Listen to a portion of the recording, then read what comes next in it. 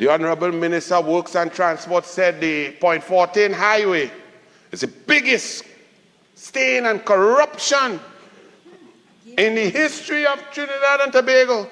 Even though this PNM government has paid $11 million for a commission of inquiry that has started, you know.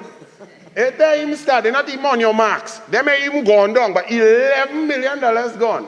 But the Honorable Minister of Works and Transport had the unmitigated gall to say that the Point 14 highway, which the contractor was selected by the PNM OAS before May 24th, and negotiations based on the Hansard of the Honorable Member for Diego Martin Northeast back in 2016 would show that negotiations with the contractor that begun in January and it completed in a week. Somebody else would deal with that. I don't have time to deal with that. However, I must address the Honorable Minister of Works and Transport, the biggest corruption, and his Honorable Prime Minister used a very vile term. He said it was a rape of the country. I mean, that's a Prime Minister. I don't even know why he likes to use that word or what he knows about that word. But let me ask the Honorable Minister of Works and Transport if he ever heard of something called the Brian Lara Stadium. That was budgeted at $175 million and ended up at $1.3 billion. That was, the entire complex was budgeted at $850 million under the PNM to include a cricket stadium, 3 AstroTurf, a 50-meter pool, gym, cafeteria, hotel. And now the stadium alone, the average cost per seat is $130,000 US per seat. Every citizen that go there to watch a CPL match should look under their seat and see if they get a diamond ring from that PNM, and they're talking about corruption. What about we still looking for the horse and them in Caroni Racing Complex? Where the horse and them? I want to put a bet.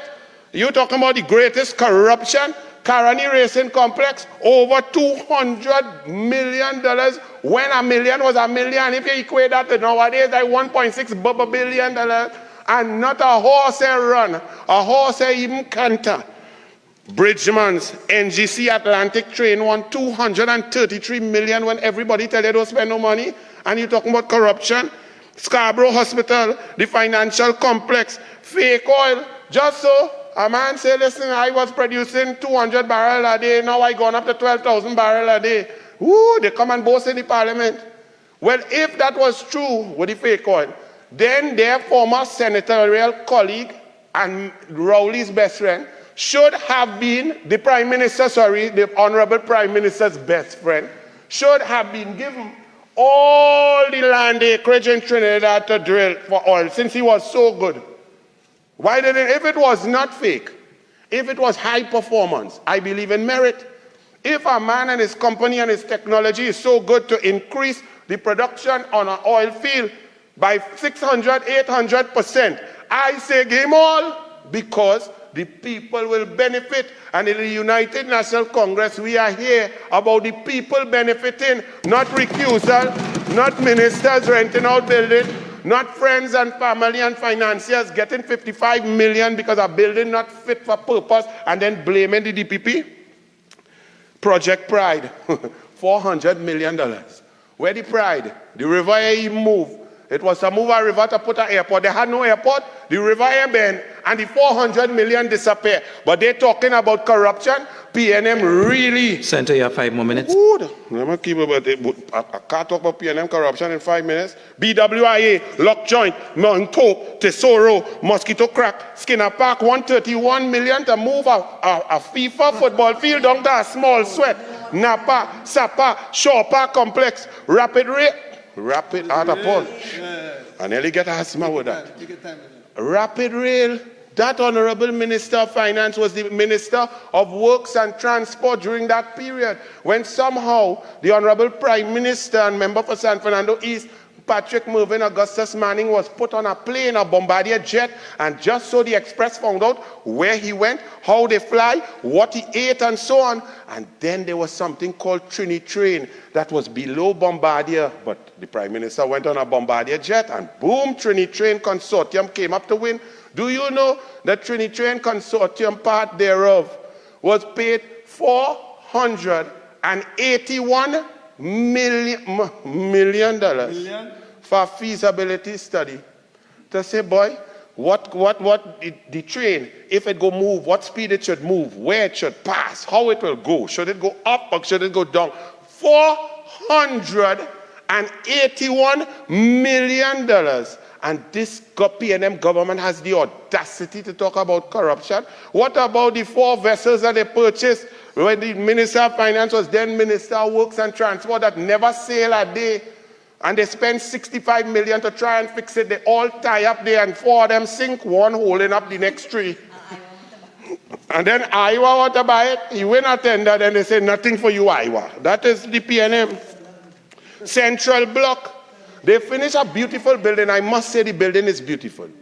Around the Savannah, the administrative complex for people who manage the healthcare system. Now you can't get a Panadol.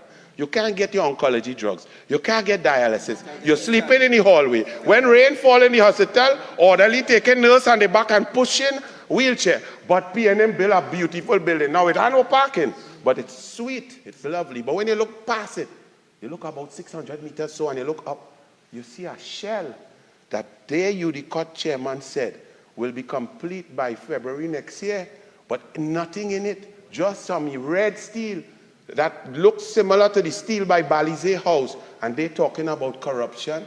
Central Block, nothing for the people, but building going up with favorite contractor, World GTL, and Nikwan, well, boy, I don't have no time now. World GTL, Malcolm Jones, the lawyer is the Honorable Stuart Young.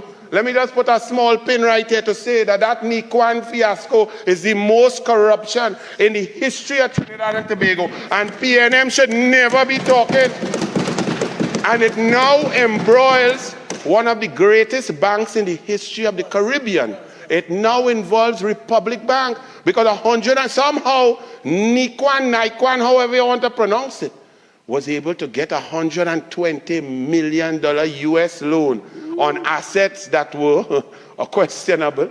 The people of Trinidad and Tobago are now holding the PNM bag because ministerial gas went to it. The assets were sold to Nikwan for 10 million US cash and 25 million in preference shares. Well, we prefer not to have the shares because the shares are worth nothing. That is PNM, and them have the audacity to come and talk about corruption with a road that exists, that a road that people could drive on, that people could move and reach. That is PNM.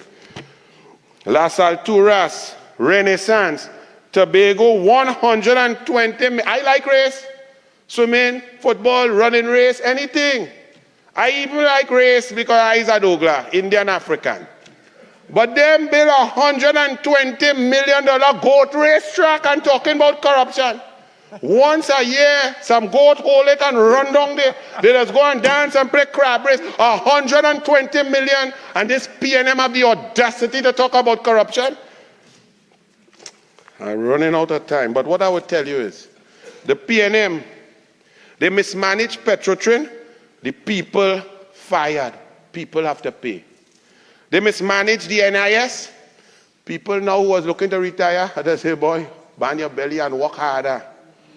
They mismanaged NGC, no big thing, that's a blip. They'll make back that, says the Honorable Minister of Energy. They mismanaged the economy, they increased taxes and say, we didn't take everything from all you. They mismanage the foreign exchange. They come and tell you it's greater demand when there is no demand greater than it has been in the last 20 years. It is a supply problem from their mismanagement. They mismanage roads and drainage. People suffer in flood. They mismanage roads and drainage. People in gridlock. People cast stick in sinkhole. PNM changed the word pothole to sinkhole. PNM created a new level and category of pothole. They mismanage the government and people pay by negative impact of crime. They even mismanage wardrobe and a prime minister to be in Canada in a tracksuit. Thank you, Mr. President.